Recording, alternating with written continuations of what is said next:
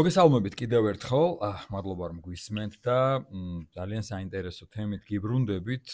ქართული მუსიკის კიდევ ერთი საერთაშორისო აღიარება, ეს არის ჩვენი თემა და ალბათ იცის უკვე ჩვენ საზოგადოებამ, რომ 20 ოქტომბერს ფლორენციაში ფრანკო ზეფირელის ფონდის დარბაზში გაიმართა შესანიშნავი ქართველი მუსიკოსის ბატონი დავით თორაძის მუსიკის საღამო და ეს ნამდვილად იყო ქართული კულტურის კიდევ ერთი დიდი წარმატება.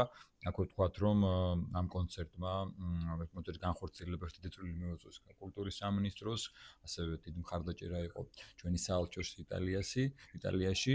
მონაწილეები იყვნენ შესანიშნავი ჩვენი ესტრადის წარმომადგენლები და მე მინდა ახლა სატელეფონო ხაზზე ჩაგვერთვება ჩვენი სტუმარი, მუსიკალური ხელმძღვანელი შეიძლება ითქვას, ვერსიების ავტორი, გაორკესტრების ავტორი და დირიჟორი ამ მუსიკალური საღამოსი ნიკა ნიკვაშვილი. საღამომშვიდობისა ნიკა და მადლობა რომ გითხოვთ დროს. გამარჯობა ჩემო კახა, მოგესალმები, დიდი მადლობა იმისთვის, რომ ჩამრთე და ასე ვთქვათ, აშუქებ ამ ჩვენთვის ძალიან სიამოვნო და ძალიან განსაკუთრებულ დღეს. ნამდვილად განსაკუთრებული იყო, თან მე მქონდა ბედნიერება რომ დავსწრებოდი და ზეპირად არ ვილაპარაკო და ეს ემოცია თავად მოვისმინე. აი ფლორენციაში ხო რაღაცა ხელოვნების რაღაცა ერთ-ერთ გამორჩეულ დედაქალაქს, სადაც თავმოყრილია რა აღარ და ვინ აღარ. იქვე განისვენებდა ესე იგი, არ ვიცი, მიხელანჯელოთი დაწყებული ლეონარდო და ფრანკო ზეფირელის ფონდის დარბაზში. ნიკა, მე ესე შევაფასე ხა, შენ მაინც შეიძლება იმდენი ვერ ილაპარაკო, იმიტომ რომ მონაწილე ხარ, მაგრამ მე ვთვლი, რომ ეს იყო კიდევ ერთი დიდი წარმატება ქართული მუსიკის. აი, რა არის ეს, აი ეს ღონისძიება, როგორ შეფასდება შემდგომ უფრო ალბათ, როცა ასეთ მასშტაბში გაისმებოდა ქართული მუსიკა ასეთ მაღალ დონეზე. და რამდენად მაყოფილი ხარ შენ ამ ღონისძიებით, რაც ჩატარდა? კი ბატონო, პირველ რიგში მე ნინო თორაძეს მინდა უთხრა და დიდი მადლობა იმ შესაძლებლობისთვის, რომ მე მქონოდა მუშაობის შესაძლებლობა, სწორედ დავით თორაძის მუსიკაზე მუშაობის, იმიტომ რომ ეს იყო რაღაც ჩემთვის ახალი, იმიტომ რომ ეს იყო პირველი ნაწილი მთლიანად დათმობების კლასიკურ შემოქმედებას და მეორე მუსიკას, რომელიც არის აჟღერებული კინოში. რომელიც ძალიან გვიყვარს ყველას. რომელიც ყველასთვის ძალიან ისეთი ძვირფასია, ხო? ეს პირველი ნაწილი რაღაც განსაკუთრებული იყო ჩემთვის, იმიტომ რომ ეს იყო ბალეტი გორდა, რომლისგანაც გავაკეთებე სიმფონიური პოემა, ეს 7 სურათად იყო წარმოდგენილი და ჩრდილოეთის პატარძალი, რომელიც აღგაჟღერებულა უკვე დაახლოებით 50 წელიწადი არის და აი ესე ვთქვათ, ეს ახლებური ჩანაფიქრი და ვერსიები აი ამ ოპერის და ბალეტის იყო ძალიან მნიშვნელოვანი თუ როგორ აღდგებოდა, როგორ გაჟღერდებოდა და უბრალოდ ის რეაქცია, რომელიც პუბლიკამ გამოთქვა და გამოხატა, ეს მანიშნებელი იყო იმის, რომ ნამდვილად ალბათ ეს შრომა რაღაც ერთგვარად დაფასდა და მე მინდა უთხრა მადლობა პირველ რიგში შემსრულებლებს. ჩამოვთვლი ახლა ნიკა ბოდიშვილი სანამ განაგზო მე არ მინდა რომ გამომჩენ მართლა ჩვენი წკინვალი შემსრულებლები, ჩვენი სასიკადულო ბანი გიორგი ანდღულაძე, რომლის დიდი წვლილია სწორედ ამ ღონისძიების ესე მაღალ დონეზე განხორციელებაში და მისი უშუალო კონტაქტებით მოხდა რომ ზეფირელის ფონდში ჩატარდა ეს კონცერტი. გიორგის რა განსაკუთრებული წვლილი აქვს საერთოდ ეს აღამო რომ შედგა, იმიტომ რომ უარყოფილიყო ესეთი მისი მონდომება და მისი საოცარი მხარდაჭერა ნამდვილად ეს ვერ შედგებოდა და ესეთ ხარისხში ვერ შედგებოდა როგორიც იყო და რა შესაძლებლობითაც ჩატარდა. ასევე სპეციალურად ჩამოვიდა ინგლისიდან ქეთი მელოა ჩვენი ძვირფასი, ასევე იანუელი ბეგაშვილი, ნატო მეტონიძე, ლელამ ჭედლიძე, ლევან დეისაძე, დიმიტრი საკანტელიძე, მეგო ქავთარაძის წკინვალი კაპელა და ასევე მუსიკალურად გააფორმა სკარლეტის სახელობის ორკესტრი, რომელსაც თავად თქვენ დირიჟორობდით და სწორედ მათზე საუბრობდი შენ და მე უბრალოდ ჩამოთვალე და შეგაწყვეტინე, ამიტომ და გისმენ ახლა ყურადღებით.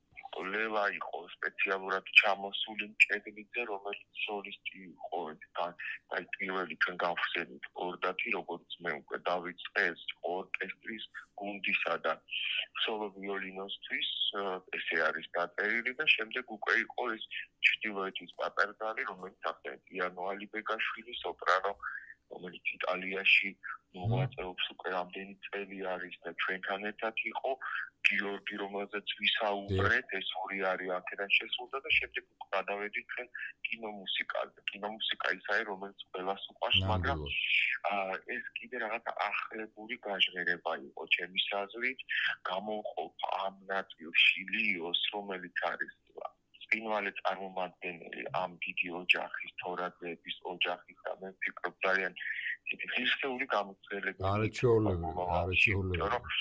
საოცრად გაალამაზა და მისმა ტემპმა, მისმა შესრულების მანერამ მთლიანად შეცვალა ეს მოცემული ერთ-ერთი ნაწარმოები, რომელიც მე ჩავიფიქრე მისთვის, როდესაც მოვისმინე.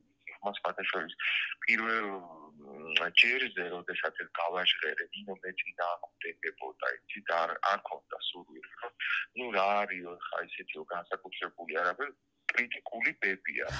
და მე ძალიან ასე ვთქვათ, მოვინდომე, რომ ეს აზრი ბოლომდე მისულიყო და ის კონცერტში გამოსულიყო, მიიღო მონაწილეობა და ვფიქრობ, რომ ეს ძალიან სწორი და კარგი გადაწყვეტილება იყო ამას მოწმობს თვითონ ის ნომერი, რომელიც კეთი მელუასთან ერთად კი ბატონო და ეს რაღაც ესეთი სიმბოლური დატვირთვა ქონდა ჩემთვის პირადად ამ ყველაფერს და არ იყო ეს უბრალოდ რიგითი ნომერი, აქ ბევრი რაღაც იყო აი ამ ნომერში ჩემთვის გაერთიანებული თქვენ უკვე მეკოქავთარაზე, რომელიც მთელი საღამოს ძალიან დიდი მნიშვნელობა აქვს. თითქმის არ იყო ნაწარმოები არ შესრულდა მათ გარეშე. აი ყველაფერი იყო ჩაფიქრებული ორკესტრის და გუნდის ერთობლიობით და ეს რაღაცა ბრწყინვალე თავსებდა და ის აკუსტიკა, რომელიც თვითონ დარბაზში იყო, ხო მოცემულობა ეს კიდე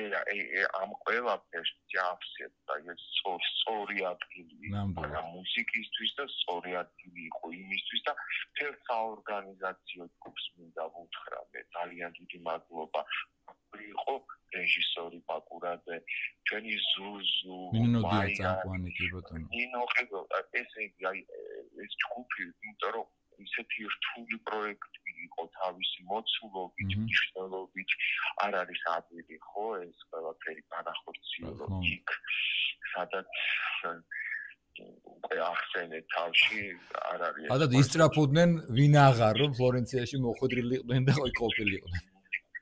რასაკვირველია და აი ამდენად ძალიან დიდი პასუხისმგებლობაა საერთოდ ასეთი ტიპის ღონისძიებების გაკეთება უნდა იყოს ის ხარისხი რომელიც შენ ქვეყანას და შენ მუსიკალურ კულტურას წარმოაჩენს და ეკადრება ნიკა ბოლო კითხვა მინდა დაგისვა ხა ჩვენთვის როცა თორაძეზეა საუბარი და ჩვენს ასიკადრულ მუსიკოსებზე მაინც ემოციურად სხვანაირი მოსასმენია და სხვანაირად გვიყვარს აი როცა გააცანი როცა შენ პირველი რეპეტიცია ქონდა ორკესტრთან ხო იტალიელებთან მათი შეფასება როგორი იყო ამ მუსიკის აი რა ზრნობდიან თუ გამოხატეს ეს აი ჩემთვის ხა ეს განსაკუთრებული მნიშვნელობა აქვს საერთოდ ორკესტრთან მუშაობას და ორკესტრის რეაქციებს იმიტომ რომ ეს იყო მუსიკა რომელიც არც მოსმენილი ჰქონდათ და გასაკურველია არც შესრულებული არასდროს და ის დამოკიდებულება რაც ჩვენ მუშაობის პროცესში მივიღეთ მე მათგან მივიღე პირადად ხო ეს დამოკიდებულება ეს განსაკუთრებული აღნიშვნის ღირსი არის იმიტომ რომ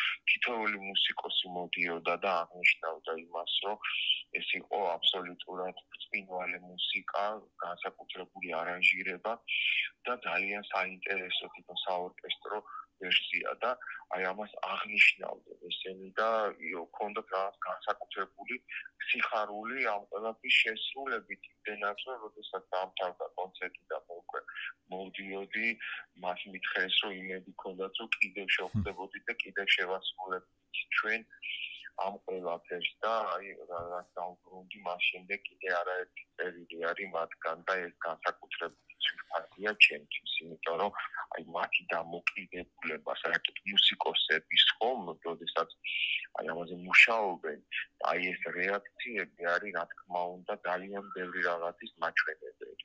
მადლობა ნიკა, ძალიან დიდი ჩართვისთვის და მინდა მოგიოლოცო შენ და მთელ გუნდს. მადლობა. დიდი მადლობა, წარმატებები. დიდი მადლობა. მადლობა. ნიკა ნიკვაშვილი გვესაუბრებოდა და ვსაუბრობდით კონცერტზე, რომელიც ფლორენციაში ფრანკო ძეფრიელის ფონდის დარბაზში გამართა დავით თორაძის მუსიკა გაჟღერდა და კიდევ ერთხელ ვიტყვი რომ ვფიქრობ ეს კიდევ ერთი ძალიან მაღალ დონეზე წარმოჩენილი ქართული მუსიკის საღამო იყო. მადლობა ყურადღებისთვის. მშვიდობიან ბედნიერ საღამოს გესურვებ და მომავალ სამშაბათს კლავ შევხვდებით ერთმანეთს.